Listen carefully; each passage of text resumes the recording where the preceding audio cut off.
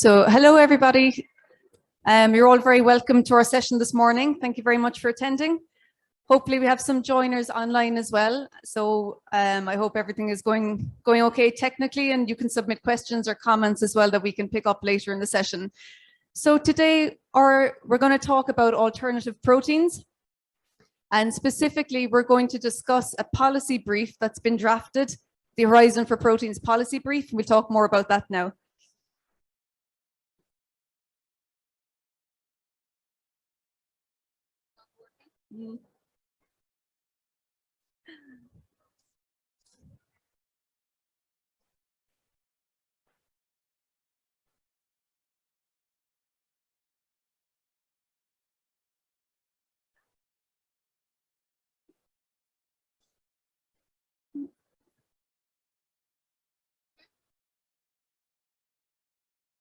Okay, sorry about that. So here today speaking, we have myself, Jacqueline Lyons. I'm representing Smart Protein Project. And there's me, Justine Vanhalst. So I'm representing the NextGenProteins, and I'm based in Iceland. And then joining us online, we have representation from another two projects. We've Sergiy, who's representing SUSINCHAIN. He'll speak in a little while. And also we have Massimo, who's representing ProFuture.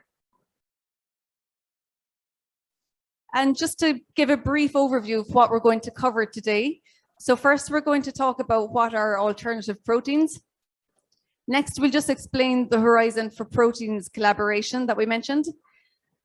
And then after that, we'll talk about the challenging context that we face with regards to our food systems in the EU. And we'll discuss the need, I suppose, for alternative proteins and addressing some of that.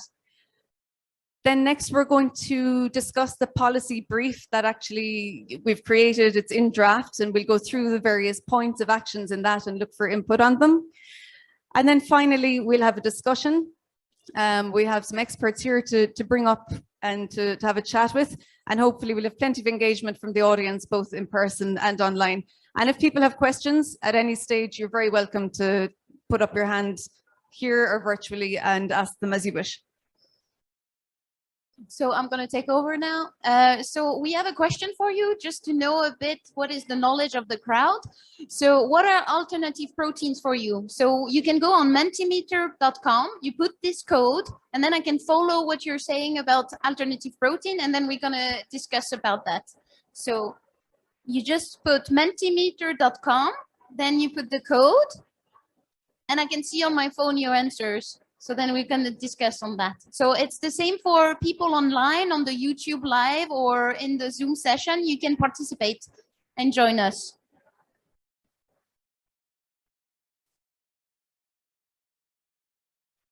So I'm going to wait a bit. So you can just put, what does it mean, alternative proteins for you? What is it in your mind? Ah, it's coming, it's coming. So we have cultivated, plant-based, fermented, sustainability, innovation, future, something tasty, that's nice. That's great. Okay, more and more of plant-based. Future of proteins, yes. Innovation, exactly. It is science at the forefront, non-animal or crop-based. It is true. Okay, great. So thank you for your participation. So based on what you answered, most of you know a bit about alternative proteins. So the actual definition of alternative proteins is something that is plant-based and food technology alternatives to animal proteins. So we're trying to shift our diet away from alternative animal proteins. So it includes food products made from plants, so grains, legumes, nuts, fungus, algae, insect, and even culture lab-grown meat. So we're going to dig into a bit more of alternative protein. So here's some example that we are going to talk about today of alternative proteins and that some of our EU projects are working on. So you have already maybe heard of insect. So it's getting into our plates today. And we have the house crickets or the black soldier fly, sorry. There is also some microalgae, so it's single cell protein. So it's a tiny algae that you can turn into powder. So you have some example here of spirulina. You also have the chlorella vulgaris. Then you have like the fava beans, which is legumes that is really rich in protein, or you have some yeast, for example, the Torula yeast. And the question is like, why do we talk about alternative proteins today and why is it necessary? So first, we know that the global population is rising and we're going to be almost 10 billion people in 2050,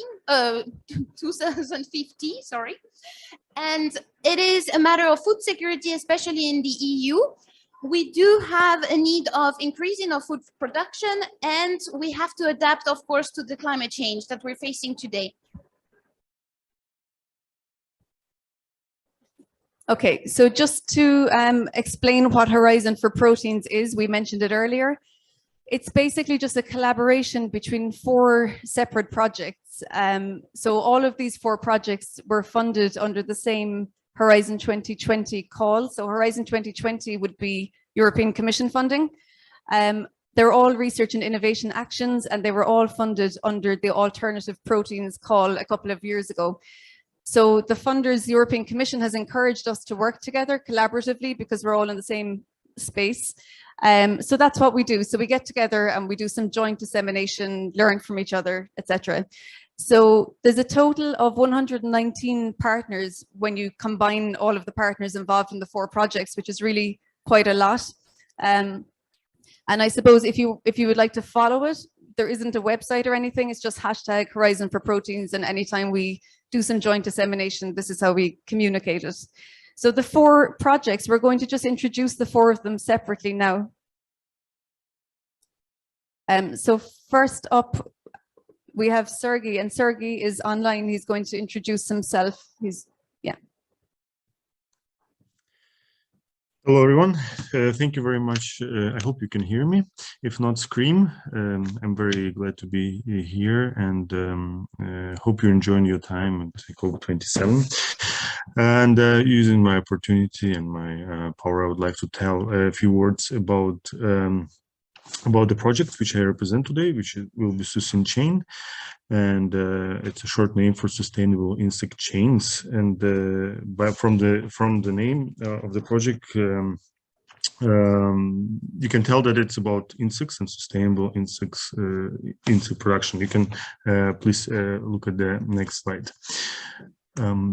The project is chaired by, coordinated by Wageningen Research, so from Wageningen University, from the Netherlands. The project consists of 34 partners, which roughly come in 17 by 17, so half from industry and academia.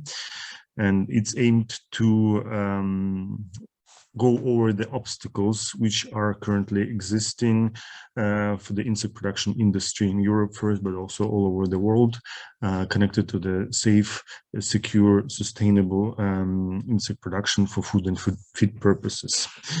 And can you go next? As a part of that project, SUSINCHAIN, I represent DIL also, so German Institute of Food Technologies. We also work with insect and processing technologies. And from the background, I work with data analysis, sustainability, life cycle assessment, and for the sustainable insect chains to sustainable production chains. Of course, it's coming to the point to where we can sustainably use insects, and specifically project is aimed for the free insect species, as was already mentioned, the black soldier fly, mealworm, which will be yellow mealworm, but also we rely on the lesser mealworm, a cricket. And at the beginning of the project, we also started working with the housefly larvae, but due to the quite dynamic market that was over some time, and due to the changes in the market, that was eliminated, so to say, of using this insect species and using different processing technologies, we are aiming to produce animal feeds, mostly used to black soldier fly and mealworms, and also food products coming from the cricket biomass, but also mealworms can be applied for these purposes as well. Can you go next? So the project is like a living organism. So it has challenges and has successes. Also dynamic. It's quite common that the partners change, and different people come, different people join. We get some obstacles, and of course some successes. And among the successful areas, I would of course aim that we can develop quite sustainable products which taste good, which are safe, and which are also tested on the diet level of different countries. And they're also assessed by the consumers. On the other hand, as I mentioned, it's a very dynamic world. So insect sector back 4 years ago is completely different from what it is being right now, and it's dynamic and changing. There are different changes, and it's not only insect sector as well. You probably know about the current challenges any market is having. Of course, for the insect industry, it's very important to find the source, a cheap source of raw materials which can be used. So bio-waste source, but we don't want to use waste. It's not allowed to use waste. That's why we were talking about side streams which can be utilizable for to produce insects in sustainable and also nutritious way, and also have them as a very good product for food and feed purposes, and can be applicable. So that would be probably one of the biggest challenges for this project, which we're still aiming for. Of course, not the only one, but to keep it short, this will be the main outcomes. And I think that might be it, but maybe if you change the slide. Okay. Yeah, that's it from my side. Thank you, Sergiy. So now we're going to move on to the next project that is part of the Horizon4Proteins collaboration. So the next project is called NextGenProteins, and it's led by my colleague and boss, Birgir. So I'm here as a representative of this project. So it's led by Mattis, located in Iceland. We have 21 partners in total, 13 industries, 6 academia, and 2 other.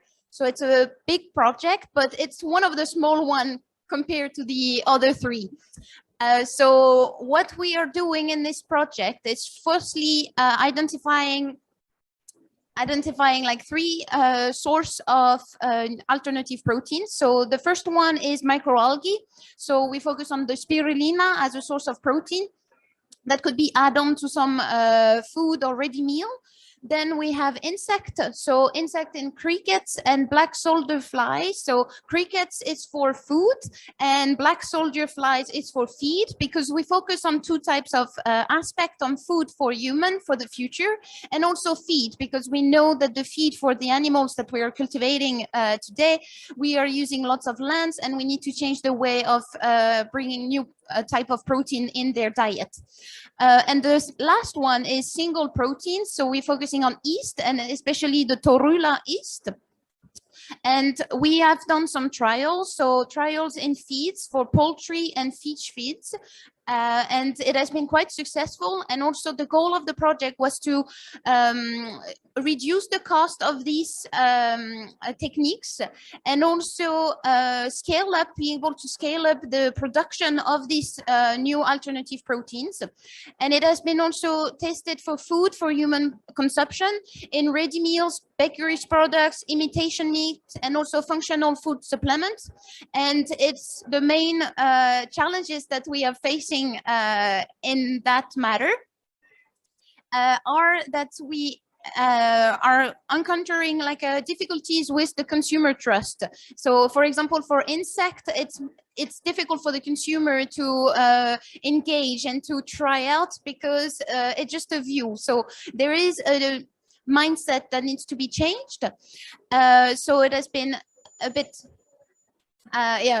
difficult on that matter, but we did have some nice success. So especially for the industrialization of alternative protein production. So it has been run different pilot for the poultries and also for the fish aquaculture, and has been really running smoothly, and we have really nice outcomes coming from the project. And we will invite you to come on the 7th and 8th of September last year. It's the closing of the project, and we are hosting a conference in Germany. So you're more than welcome to see the outcomes, and we hope that thanks to this project, we'll see more alternative proteins in our diet. So now we'll move over to Massimo Castellari, who is the project coordinator of the ProFuture project. So hi, Massimo. Thank you for being with us. Sorry, good morning. Thank you very much, Justine. Well, my name is Massimo Castellari. I'm senior researcher at IRTA, the Institute of Agri-Food Research and Technology in Spain. And well, I am the scientific coordinator of the ProFuture project. The next one, thank you. Well, ProFuture is a project with a large consortium. We are 31 partners from 13 countries in different zones of Europe. The consortium puts together different expertise from industry, from academy, also from association and NGO. The next one. Thank you very much. Well, ProFuture is a project focused mainly on pushing innovations all along the microalgae value chain, from the microalgae cultivation to the consumer studies and the LCA assessment. We are working with 4 different microalgae species. 3 are authorized for food application in Europe, and 1 is in this moment authorized only for aquafeed. One of the main objectives of this project is to make the microalgae cultivation more sustainable.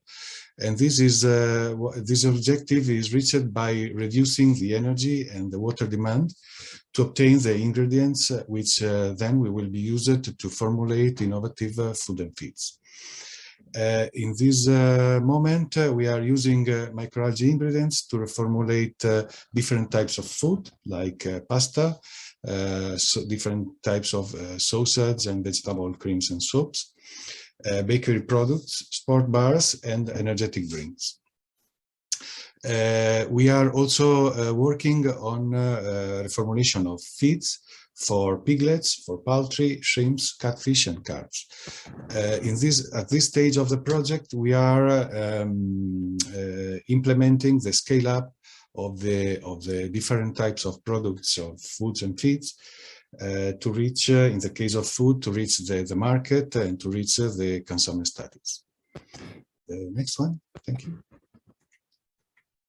Well, as mentioned before, in each project we have also always different positive results and some challenges.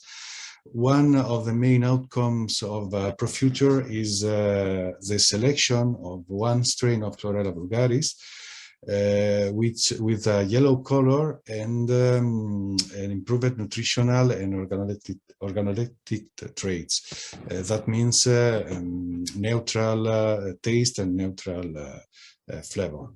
These characteristics makes this ingredient easier to use in food reformulation and in food innovative foods. On the other hand, one of the main challenges we are facing is the industrial production of protein isolates from the microalgae biomass. These protein isolates from microalgae show interesting nutritional and technofunctional properties, but their production is still tricky because the process is quite energy demanding and the efficiency is still low. And this is the last one from my side, I think. Thank you very much. Thank you very much. No, thank you. Is that working? Hello? Okay. Just had to find a microphone there. Thank you very much to the online speakers. We heard you very well. Please stay with us and you can join in the discussion at the end. The last of the 4 projects then, last but not least, is Smart Protein. Smart Protein is led by University College Cork in Ireland. The project coordinator is Dr. Emanuele Zanini.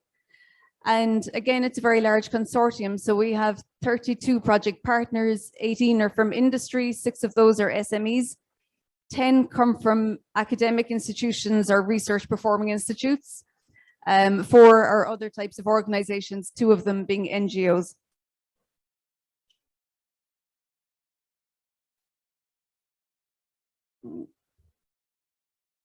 Okay, so Smart Protein is exploring a couple of different categories of alternative proteins.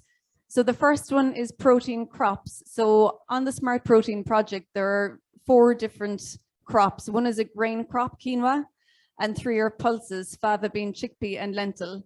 And Smart Protein is quite unique because it's actually growing these in growing trials on the project using organic regenerative agricultural practices, looking at the yield, looking at what grows well at different growing sites across Europe, and then extracting the protein from it and using that then to go forward into ingredients that are being explored on the project. So separate to our protein crops, Smart Protein is also looking at byproducts from the brewing, baking, and pasta making industries at sites for, you know, a number of our project partners across Europe are in these industries. So this is a very sustainable model here. It's looking at things that would be waste and looking at ways to bring them forward and use them potentially as ingredients in alternative protein products. And lastly, Smart Protein is looking at some yeast and fungi as well, looking at ways to ferment them and make them palatable and potentially include them as ingredients. And what are we hoping to produce? In our case, there's no animal feeds, it's just foods, and really a broad range of protein-rich foods and beverages, so all kinds of different things. One aspect is meat and fish substitutes, or meat and fish analogs, things that are plant-based but very like meat and fish. Plant-based cheese and yogurt is also being explored, and even infant formula. So the project is exploring development of a plant-based infant formula, potentially lentil-based. So one project success to talk about, the upcycling of the pasta and brewing side streams to produce innovative protein ingredients has gone very well. So that's been successfully achieved and they'll be included in the formulation of meat analogs, or this area will be explored. A project challenge then relates to the rising energy costs in Europe, and that's required a redesign of some of the activities planned by the industrial partners. So I'm sure everybody can relate to that, but the energy costs have really dramatically risen. So we've had to be a bit creative with the work plan to try to think what we can do, because it certainly made it more expensive to carry out some tasks. So for the next couple of minutes, we just want to talk about the challenging context that exists around EU food systems, just to set the scene for why alternative proteins might be a mitigation and how they could be useful. So Justine is going to start.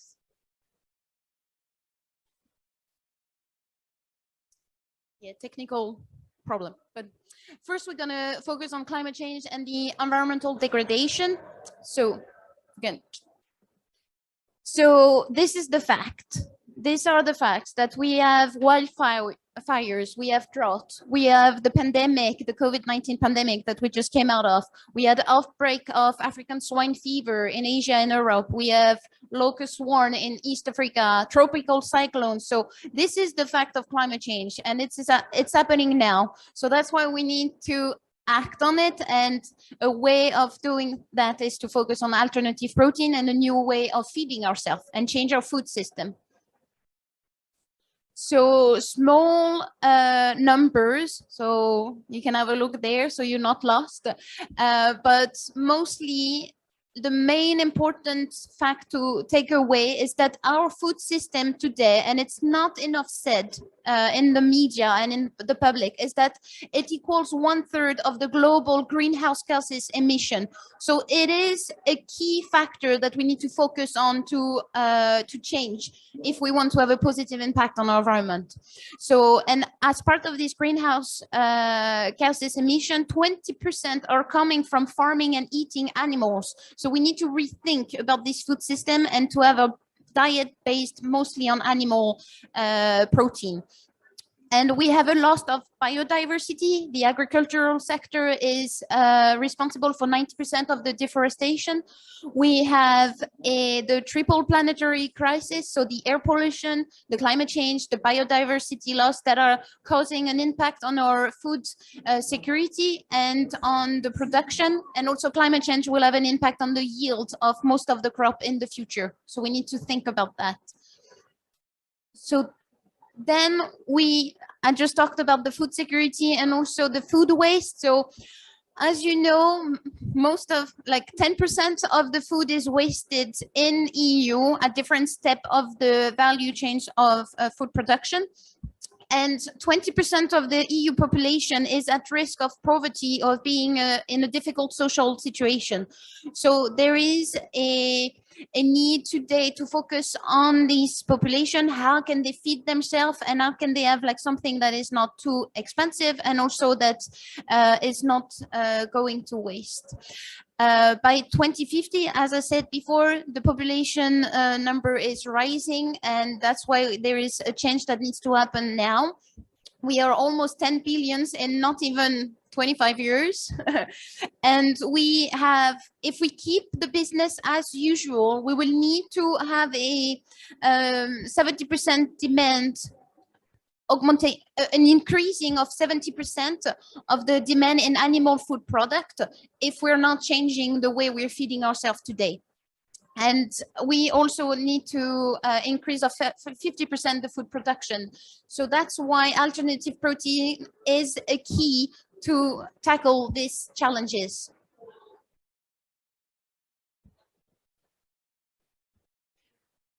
So it's important as well to look at the context of public health. So in the EU at the moment, over half of all adults are overweight or obese. And as you'll be aware, that comes in hand with a number of chronic diseases. So type 2 diabetes, heart disease, certain cancers, their incidence is all increased by this high level of obesity. It's also worth saying as well that there's a kind of a heavy economic or financial burden associated with that high level of ill health as well. Those are chronic diseases that require long-term care and have a high economic cost associated. Okay, so only 12% of the EU population consume the recommended 5 or more portions of fruit and vegetables daily. The average dietary pattern in the EU is considered to be high in red and processed meat, and the per capita meat consumption is actually almost twice what it is globally if you were to include every country in the world.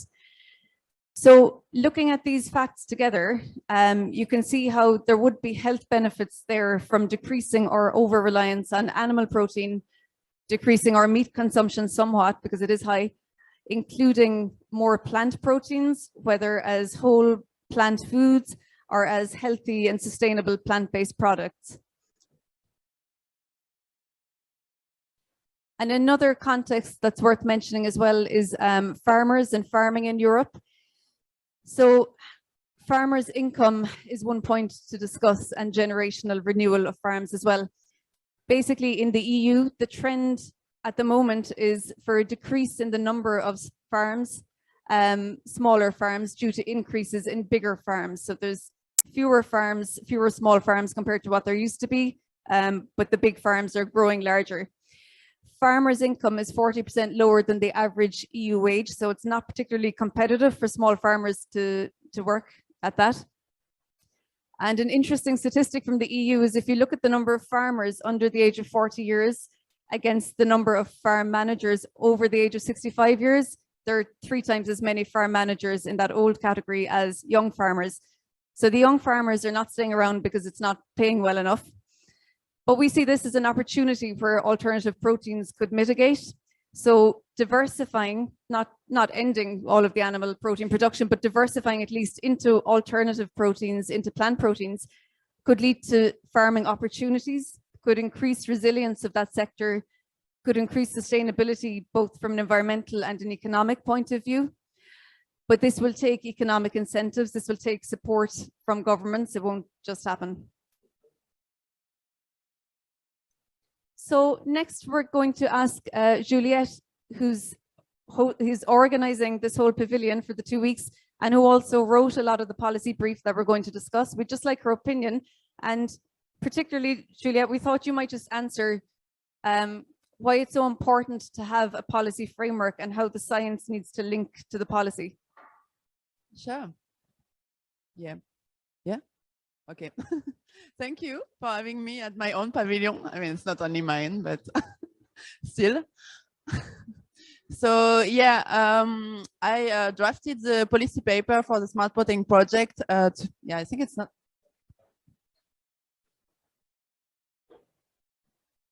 So you can, way better. Thank you. So yeah, I've drafted the policy paper for the smart protein project together with my colleagues that are not here, but yeah, it was teamwork. So it's not only me, we have to thank all of them. And yeah, we ask ourselves the question why we need a positive and comprehensive policy framework when it comes to alternative proteins. And yeah, the answer is easy. Currently, like mostly in the EU legislation, because the smart protein and all the sister projects are EU projects, there is nothing really fitting to promote the development of sustainable and alternative protein in the food systems. And we have developed few policy recommendations for policymakers to, sorry, to accept. I'm a bit stressed because it's very a lot of work. But yeah, thank you for having me still. So yeah, we develop different policy recommendations. And first, for example, labeling and marketing standards, because at the moment we don't have anything, like we don't have a common definition of what's vegetarian or plant-based in the EU, which makes it very difficult for the consumers to be sure what they want to buy. And it's not like they don't know what's plant-based or vegan, but they need something like general and consensus beyond the definition to just be able to promote their products in every country of the EU. Then we also have the public food procurement. So sorry, I don't know why I'm so stressed today. Yeah, okay, then you're fine. Yeah, so yeah, the fact is there's just right now nothing policy and comprehensive for policy in terms of sustainable and alternative proteins. So that's why we need a framework to promote them. And yeah, the paper will be out in a few weeks. I think it's still being edited right now, but then you can read it. That's it. Thank you, Juliette. Thank you so much. So. Okay. So thank you very much, Juliette, for that. And again, we have to credit Juliette and her colleagues who basically wrote the policy brief that we're now just going to discuss. So I suppose having introduced the background to the food systems in Europe and some of the problems that face it, we're talking now about how we might deal from a policy point of view with some of that. So basically on the project, the Horizon4Proteins collaboration, we've developed a policy brief that's going to be put to policymakers to suggest actions that they could take to improve the framework, the regulation framework around alternative proteins in Europe. So as Juliette mentioned, that's not yet published, which means this is a great opportunity here for yourselves in the audience, for our online audience as well, to input into it. We would genuinely love opinions because we can make this paper even better. But for now, we're just going to point out the 5 different areas that are in this policy paper, the 5 different policy angles that could be changed. So the first one is labeling and marketing standards. So when it comes to food in the EU, there are some regulations there that are good already around food labeling and food marketing. So one of the big ones would be what's called the FIC regulation. It's the Food Information to Consumer Regulation. And that became mandatory in 2016. So the aim of this regulation was to have consistent food labeling legislation right across the EU. It's a really good regulation in general because it's the first time, I suppose, that we've had harmonized presentation of allergens in different countries, which is very important for people with allergies. It's, you know, it's got good requirements for what needs to go on food labels. So overall, it's a very good regulation. But I guess where it falls down is that it's never included anything about what a vegan or vegetarian food product is. And I suppose in terms of people who follow a vegetarian diet or a vegan diet, there are so many different categories of vegetarianism that, you know, in terms of how people consume foods, people will define things differently to each other as vegetarian. But definitely for food production purposes, there should be just a common standard definition that food producers use when they're describing a product as vegan or vegetarian. So that should be included. It's actually been brought up by the European Commission legislator in looking at that paper that it should be included. It really is something that's omitted and that should go in. So another small change that could be made to this FIC regulation would be to include sustainability somewhere on food labels. So if sustainability is to be included on food labels, that needs to be covered by this regulation. So there's a couple of different ways this could be looked at. One suggestion would be to have front of pack sustainability labeling on food products. And again, that would need to be quite clearly defined. How would you do it? What would you put in the front of pack? Would it be mandatory? Would it be voluntary? It would be also worth having very clearly defined criteria for sustainable food products. In other words, at the moment, there's no real legislation there to direct people in terms of labeling their products as sustainable.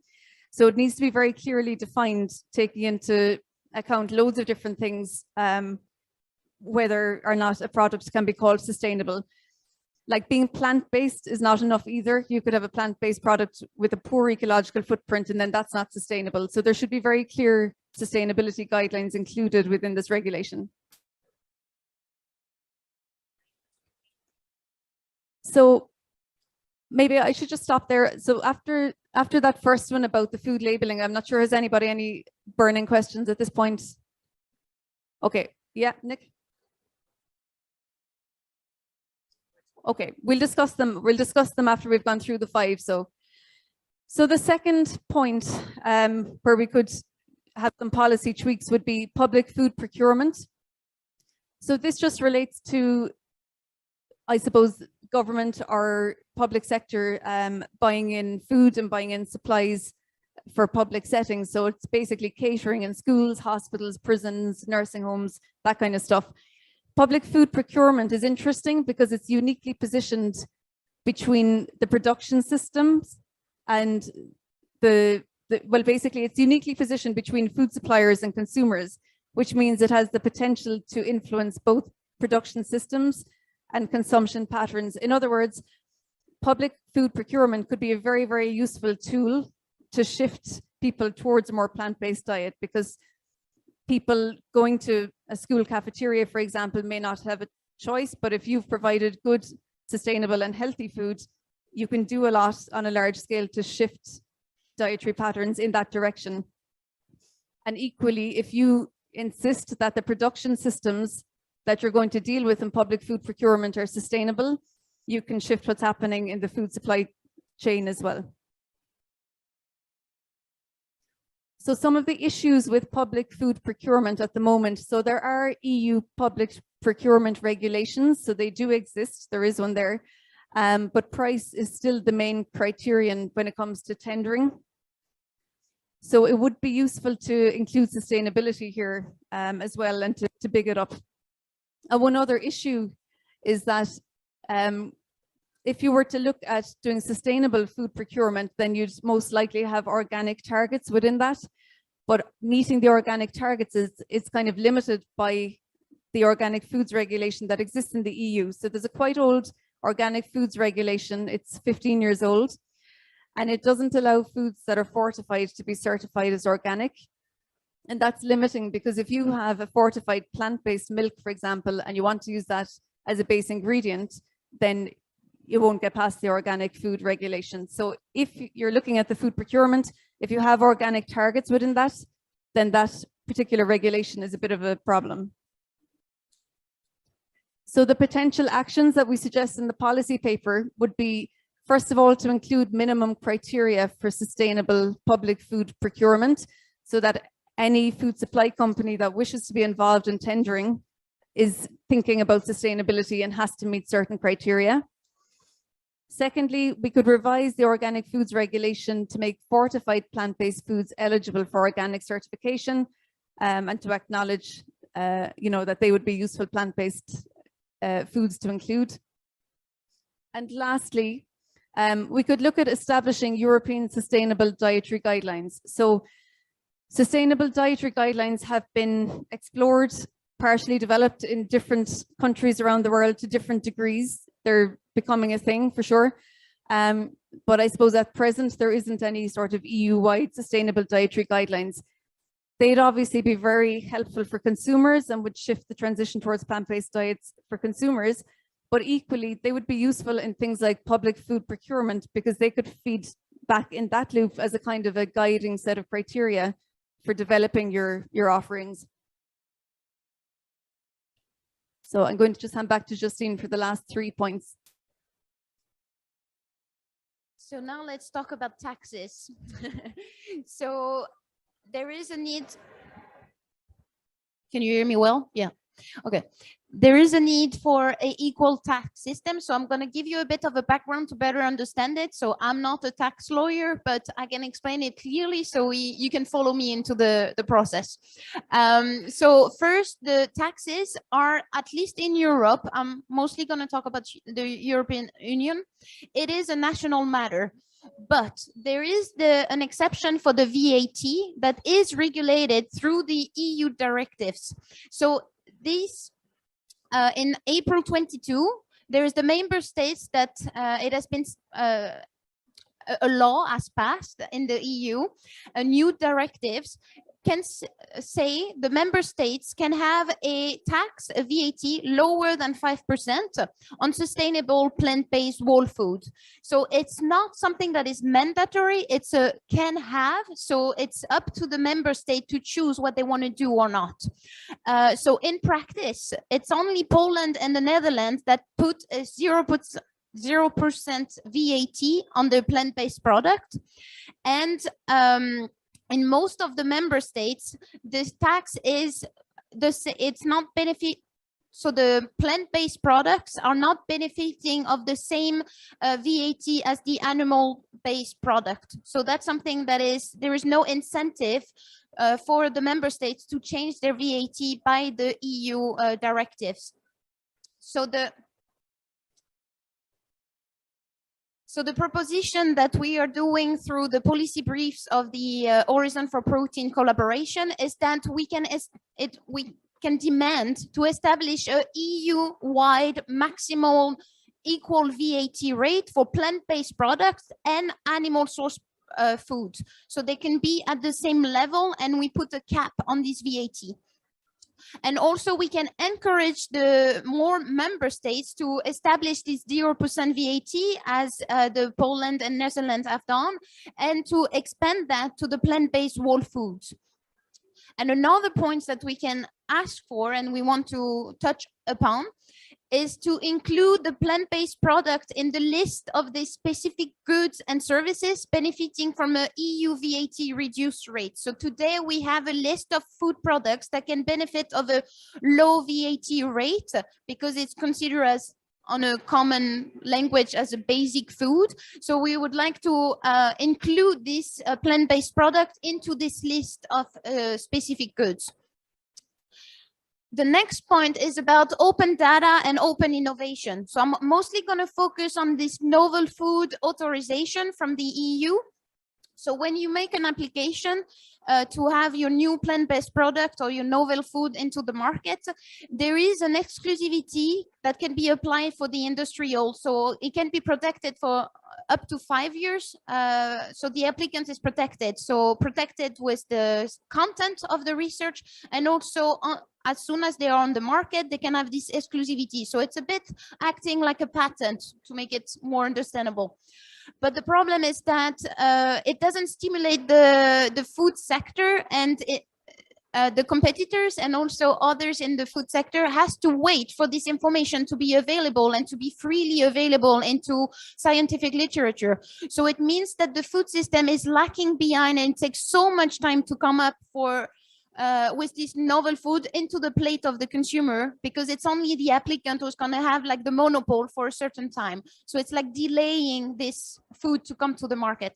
So what we want and what we are asking in the policy brief is to revise this data protection and to review the rules on this data protection and reduce this exclusivity time.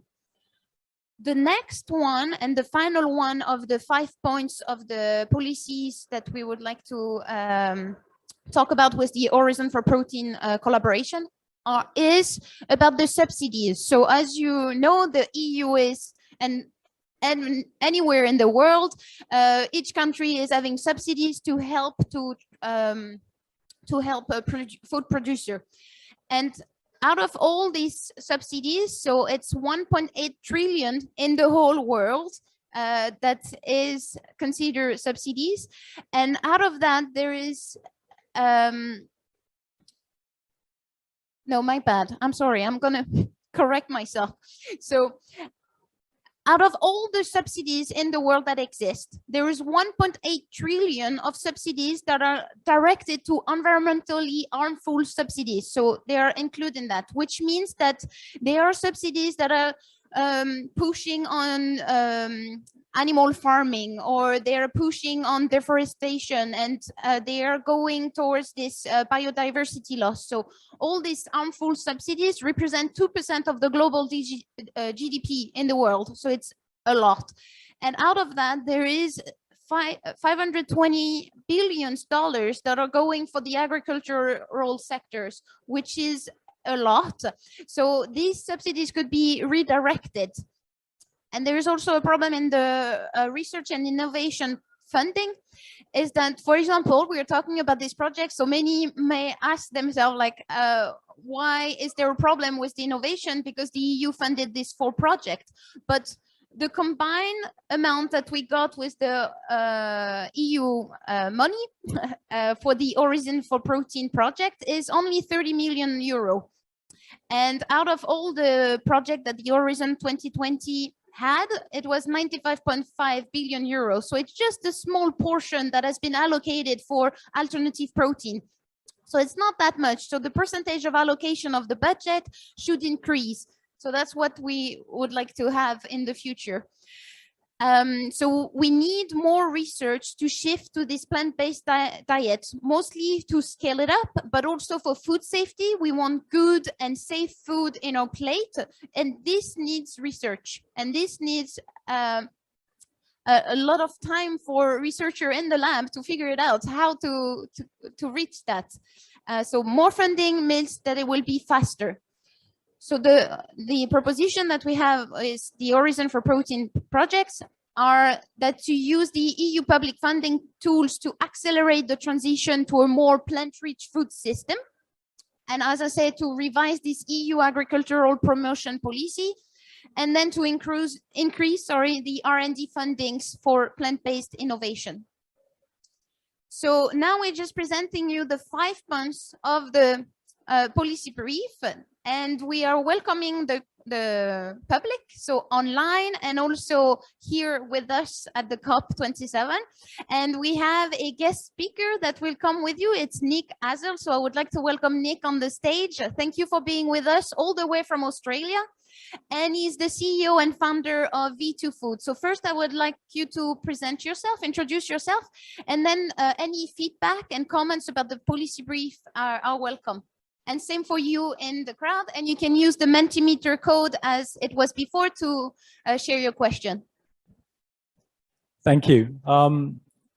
Shall I sit down? Yeah. God, there's so much there. So just introduce myself. So I'm Nick Hazel. I'm the founder and CEO of V2 Food. We're Australia's #1 plant-based meat company.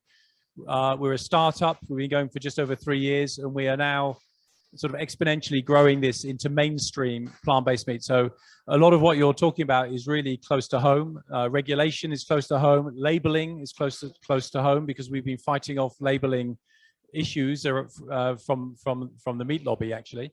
My background actually is as R&D director of big multinationals. So I was R&D director for PepsiCo. I've been R&D director for Mars. And so I kind of straddle both sort of the entrepreneur bit, but also big corporate. So I have a perspective also on some of the legislation. I am European, I'm English, but I haven't lived in England for 30 years. So I'm based in Australia. I've been in Australia for 20 years. V2 Food is Australian, but we are expanding around the world. And certainly what happens in Europe is really interesting for us. Australia and Europe, there's a lot of ties. A lot of the regulatory framework is very similar. There's a lot of copying of Australia, particularly with the EU. And what used to be in the EU, there's a country called the UK, which apparently was in the EU at some point. And so it's very interesting for me to listen to this framework. So in terms of specifics, I'm not sure whether we want to get into a discussion on that. There's a lot of things I think resonate with me. Oh, goodness me. Well, first of all, I don't know how you can ever get anything done with consortia with 32 members and whatever. So I would just suggest that when we do basic research, and we do a lot of basic research, V2 Food is trying to solve the technical problems behind plant-based meat. So actually, you know, we're also working with Wageningen. We're talking to the same people. I'm in the algae space. I'm figuring that out. We're looking at the cropping and how do we do that. We're looking at carbon labeling. So it's actually, there's a lot of things that you're doing are also what we're doing. One thing that really helps us is when we focus on the really fundamental problem, for example. So for algae, the fundamental problem with algae, it's cost. Yeah. Well, there's 3 fundamental problems. It's cost. It's approving of novel strains. You know, there's thousands of strains of algae. All might be very useful, but you've only got 3 that are actually allowed to be used in food. And the process for doing that in Europe is actually quite lengthy. It's more lengthy in Europe than it is, for example, in Australia. It takes 2 or 3 years to do it. So that's a problem. The other 2 things about algae, for example, would be nobody wants to put algae in food that tastes of algae. Yeah, unless you're making seafood. It's fundamental. So the science has to go after the fundamentals. So cost, regulation, taste, for example, will be fundamentals. And then there's a whole thing about we're certainly working a lot on how do you make algae cheaply. So that's the fundamental thing for there. We can talk about the others, but let's have a discussion. Thank you so much for your input, Nick. So yes, algae is one of the future, and we need to dig into that. But first, I would like to welcome, if you have any question in the public, you're more than welcome, and I will pass you the mic, and we can answer them together. It's on. Yeah, thank you. I'm Joseph. I'm from Uganda. I'm working with the Banana Industrial Research and Development Center. And with this problem of Ukraine, we had a problem of, I'm Joseph from Uganda. I'm working with the Banana Industrial Research and Development Center. We are adding value to the banana to produce flour, and so we are using it for baking products. And because of the problem in Ukraine, we had a problem of how to access wheat.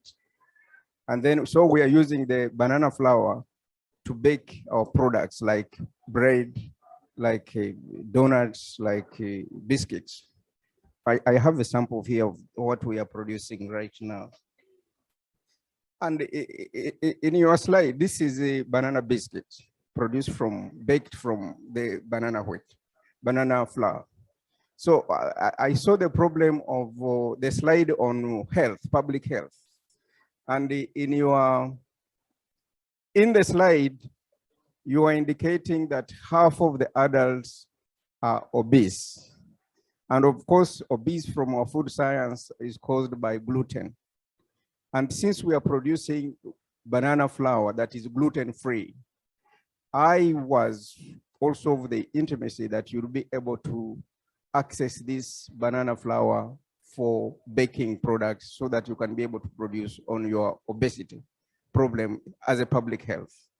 The other question was to do with the procurement of public food and the labeling and the marketing.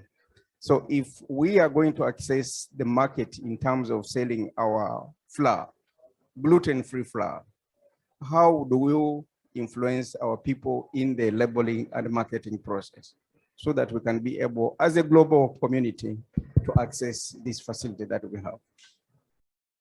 Yes. So are you asking how to, well, so if you were marketing a gluten-free banana flour,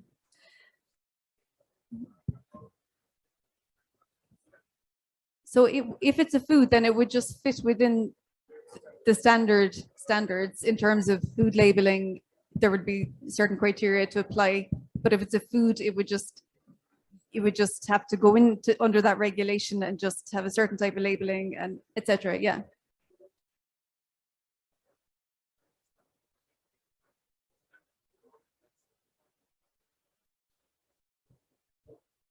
So you're asking how would we understand the labeling and the marketing regulations? Well, they're there. I mean, typically food producers in Ireland who are small food producers, there are a couple of consultants who work closely with those regulations and they would interact with them because they'd understand all the tiny detail. But it's all understandable to certain people. And then so from my experience, people often work with somebody who's a little bit closer to it, but it's all out there in the public domain. You know, it's all freely available, it's all accessible, and then you would just work within that regulation with your food product. Okay. Thank you so much. More questions? I'm sorry. You Sorry? can go up. Nah, it's just a small question. I was wondering because, hello, I'm from Chile, Gerardo. Nice to meet you. And in my country, there is a problem with alternative proteins about the skepticism of the people, like about insects, about processed food. And I was wondering, how are you working with insects and alternative ones? But I'm not sitting here. Thank you for your questions. So I'm going to answer part of these questions. So we do have a partner in one of the projects that is Deal. This one is better. And we are doing a consumer survey, and we're also doing like food tasting. So actually from where my institution, we are doing some tests on the consumer. So we did some tastes without knowing what was in our food. And it was containing spirulina and also torula, so the yeast. So it's like understanding how it is conceived by the consumer. So there is many sensory panel. That was the word I was looking for. There is lots of sensory analysis. So it's like inviting the consumer to try novel food and to see how they react to it. Do they like it or not? And then changing the recipe to make it more accepted by the consumer. Would you like to add on? Yeah, certainly when what we're doing is meat, plant-based meat. And we have a very simple philosophy. It's got to be cheaper than meat because the average consumer in the world thinks meat's too expensive. It's got to be more delicious than meat.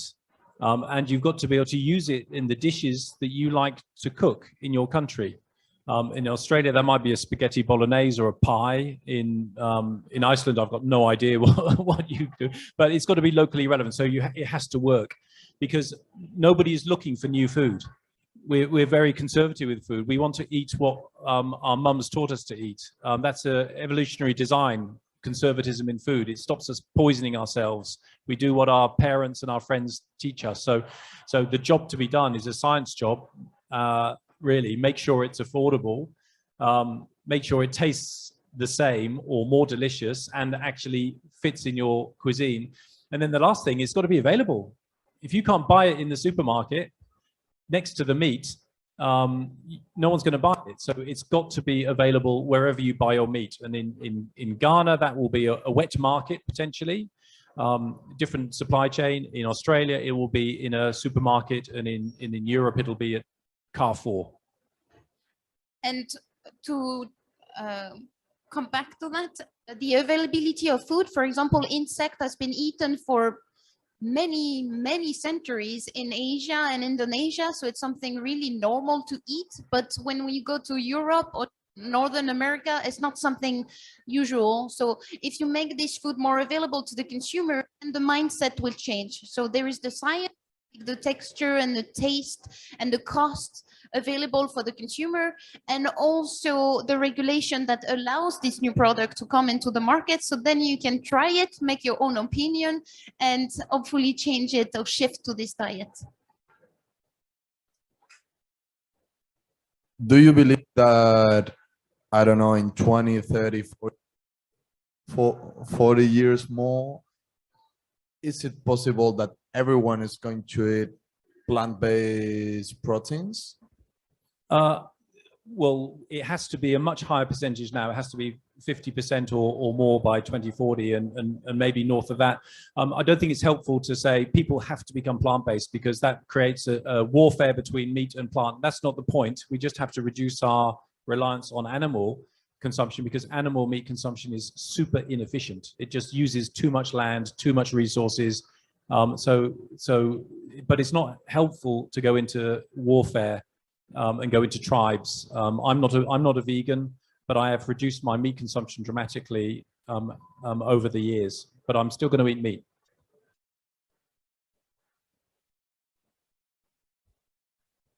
Yeah, I actually really like that comment from Nick. I'm also not a vegan, and I'm very interested in people just reducing their animal protein, increasing their plant protein. And I think it's more realistic. And I'm from Ireland as well. There's lots of really good meat and dairy farming. We've really good grass. We do it very well. It's important. So, you know, it's more about kind of transitioning away without, I think, deleting something entirely. And just going back to maybe one of your original points as well about how will people react to processed foods or to very processed plant products. I agree as well that that's a concern, because people don't like to, you know, when people even say the term processed foods, they always think of it in a negative connotation. What I would say is that there's ultra processed foods. That's a particular category of processed foods, and those ones really have a lot going on, and they're quite a bit away from, say, the original food product.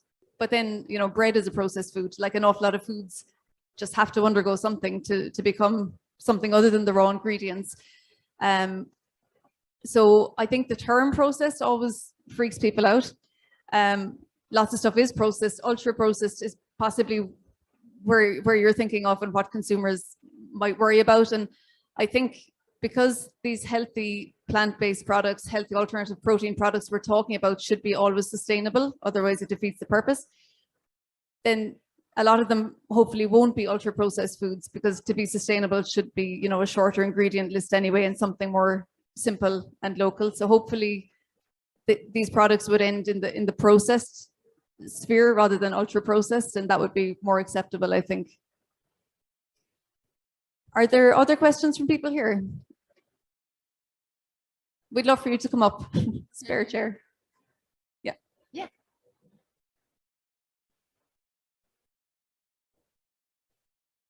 Hello.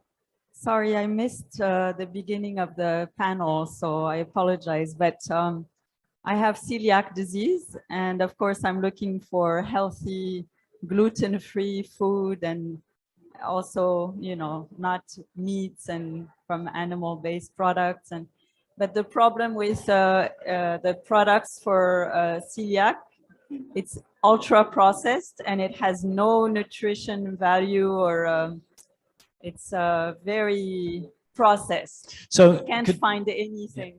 Yeah, I have a view on processed, because obviously if we didn't process food, we wouldn't exist as a species. That's the whole nature of what we do. We cook to release nutrition in food. I'd rather have a debate about nutritious food and not nutritious food. And you can have unprocessed raw celery, which you are not going to survive on. It may be unprocessed, but it's not very nutritious. So I think the job to be done, and with V2 Food, what we do is we make sure that it has all of the nutrition of meat. So the reason why we like meat, the human species loves meat, is because it has nutritional value. There are certain things in meat which are more difficult to get if you had only a plant-based diet. We are omnivores, and there's a reason for that. So we need to make sure that the plant-based meat has exactly the same good things, you know, B12, iron, a good mix of the amino acids that we need. And the additional benefit, of course, is the plants, because you do get the good things to nourish your microbiome, which is the fiber. In terms of processed, unprocessed, I'm very proudly processed. It will always be processed, but there's nothing wrong with being processed, and we need to move this debate on. There's a lot of money going in from actual lobby groups that you wouldn't particularly want to lobby for processed and ultra processed, because effectively what it's doing, it's battling against all of the alternative proteins and all of the plant-based, because pretty much most of it has to be processed in some way for it to deliver both nutrition and stuff that tastes really good. So be aware of that debate. It's not a real academic debate, I don't think, around processing and over processing. There should be a real debate about what is nutritious and not nutritious. Thank you. So we are done with the time. So yes. So thank you so much for your participation in the audience, and also thank you, Nick, for coming on stage and being with us and sharing your really bright insights. And we thank you online for following us. And now we're going to close this session about alternative protein and the Horizon4Protein collaboration. You're welcome to follow the projects online. They're all going to close next year in 2023. Except smart protein, which longer. is 2024. Yeah. Yes. But we're more welcome to connect with us. So there is our